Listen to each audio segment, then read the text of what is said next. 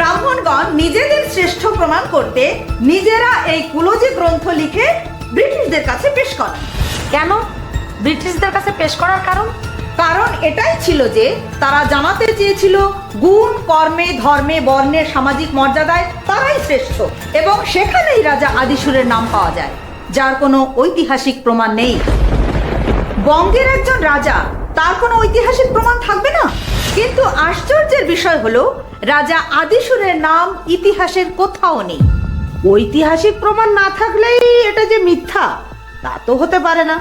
মিথ্যা হবে না বুঝলাম, কিন্তু সত্য যে হবে তার প্রমাণ কি? আচ্ছা, রাজা আদিশুর কান্যকুব্জ থেকে যে 5 জন ব্রাহ্মণ এনেছিলেন, জনশ্রুতি আছে যে তৎকালীন কনৌজের রাজা বঙ্গে ব্রাহ্মণ পাঠাতে রাজি ছিলেন না। এই নিয়ে আমরা একটি কাহিনীও শুনতে পাই। অনুমতি দিলে সেই কাহিনী একটু শোনাতে চাই ধর্মাবতার। হ্যাঁ বলুন।